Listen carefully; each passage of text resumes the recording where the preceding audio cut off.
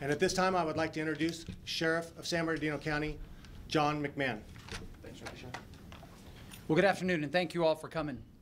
As you know, each year in the high desert area, we try to put together some type of operation to combat crime and to increase the overall quality of life in the high desert region. This year was no different. We worked with Supervisor Lovingood, who out of his budget contributed $40,000, and the cities of Victorville, Adelanto, Hesperia, and the town of Apple Valley. They all participated financially as well. We were able to put together a team of 12 members of our department, who you see here to my left. They used investigative tools as well as evidence-based policing to come up with a plan to target the high crime target areas in the high desert. As a result of their efforts, they led 21 operations in the high desert, beginning in July of this year, ending last weekend. They were able to make 4,100, almost 4,200 proactive contacts, arrest 1,136 people over that period of time in 21 operations. 72 new gang members were identified during these operations. Nearly 400 criminal reports were taken by this team. 6 stolen vehicles were recovered. 13 stolen firearms were recovered, some of which you see over here to my right. Approximately 2.5 pounds of methamphetamine was recovered, as well as 2.25 pounds of marijuana. This operation proved very, very successful, and I believe raised the quality of life in the high desert area and certainly made the streets a whole lot safer as a result of the efforts of these folks off to my left. They were committed to doing everything in their power to work in the high target areas where we were seeing crime and we could predict future crime. Their efforts led to a number of arrests, as I mentioned, and overall increased the safety and overall quality of life in the high desert area. I would like to introduce Supervisor Lovingood to say a few words as well. Thanks, Sheriff. Now, I'm going to be brief, but I want to thank each of the cities, and I'd like to thank their councils for their contribution. This is critical. I look around this room, one of the commitments is we look at our economy starting to rebound, as fragile as it is. These are concerns we're going to have to address, the men and women in public safety. We're going to need additional resources. Those resources, as the economy improves, will come, and that's important. It's important to our citizens, to each of our cities, and to ourselves personally. As long as we can continue to scrape by and come up with additional resources, our commitment is going to be to help make our community safe.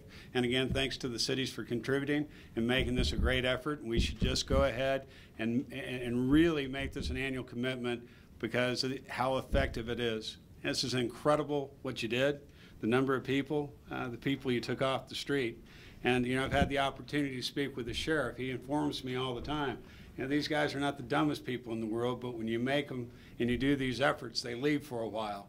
And all of us thank you for that. And we know that comes at a great risk and personal sacrifice of your time after work. So thank you very much. Thank you. Thank you, Supervisor Lovingood. You know what's important to note is this was a team effort.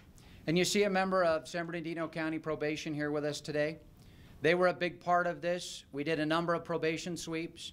The California Highway Patrol was also involved.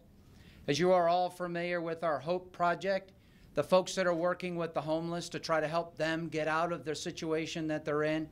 Clearly it was a team effort from the law enforcement public safety side of things, but we couldn't have done this without the support of Supervisor Lovingood and the 4 cities that we serve in the high desert region. We all work very well together, and our top priority is making sure that this area is as safe as possible, and we all work side by side to make sure that we accomplish that goal. With that, I'll be happy to take a couple questions. Do you think the bad guys still think this is, as soon as they get over Cajon Pass, that it's wide open up here? Well, we're doing everything we possibly can to prevent that mindset from occurring.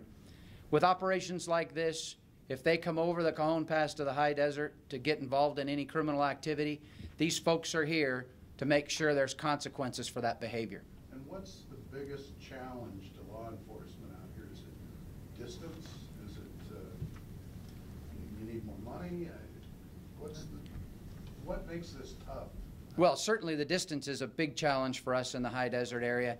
Not only the cities, but the unincorporated area that we serve in the high desert is huge.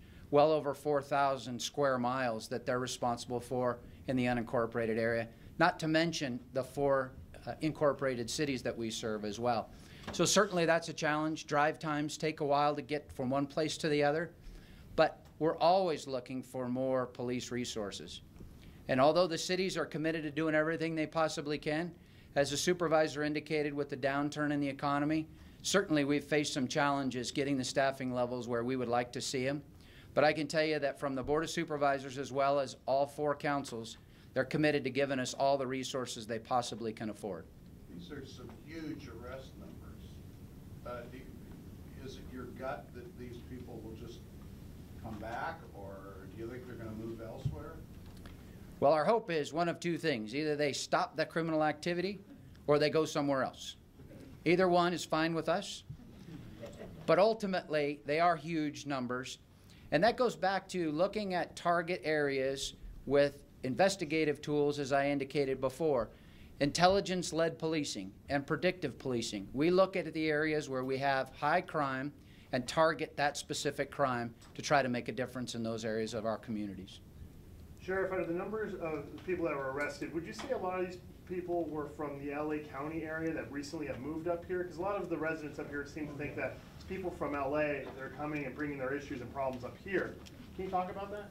I don't have the numbers specifically as to who we arrested and where they were ultimately from, but our goal is to certainly increase the quality of life in the high desert. And regardless of where they move from to the high desert, as long as they do what they're supposed to, follow the rules, be productive members of society, they're absolutely more than welcome. If they're going to be engaged in criminal activity, as you can see by these numbers, there will be consequences for that behavior. I know a big problem with you guys has been the early release of like nonviolent prisoners with AB 109 and everything. And from the deputies I've talked to, it seems like a lot of them would rather not arrest for maybe the smaller things, you know, in public or something like that. What percentage of these arrests, just a rough percentage, would you say are ones that are legitimately violent criminals that could be seeing some serious jail time? Is it a large majority? Look at the numbers here. 484 of those arrests were for felonies, and the remainder were for misdemeanors. Sheriff, what was your reaction when you saw the weapons here? Can you talk a little bit about the weapons and you know, seeing these on the street? How fearful are you of seeing these out here? Well, it's becoming more and more violent. All you have to do is watch the news, and you see the number of assaults on law enforcement officers, not only in our county, but across the entire country. And finding these types of weapons on the street is certainly a challenge for our deputy sheriffs. We've seen the firepower get more and more significant as the years have gone on. When I worked the streets years ago, we would find handguns, maybe shotguns, but we didn't find assault rifles like we're finding today. So it's a significant challenge for our folks to make sure we get as many of these guns off the street so that they're not used on innocent victims or our officers. Specifically, what are we looking at on this table here? What kind of guns? There are several guns that are homemade, fashioned weapons in a variety of different capacities, but there's one assault rifle over there, there's an assault pistol or a machine pistol over there as well. So those are the ones that we're more concerned with, those high-capacity, semi-automatic or fully automatic weapons. And there's a picture here of a table full of guns, full of cash. What's that all about? That was as a result of one of the search warrants that were served, recovered narcotics and cash as a result of that search. So the dope and cash and guns seem to go hand in hand. They do. They do. Thank you all for being here today, and certainly thank you for all the support from the cities and the supervisors. We couldn't do it without you.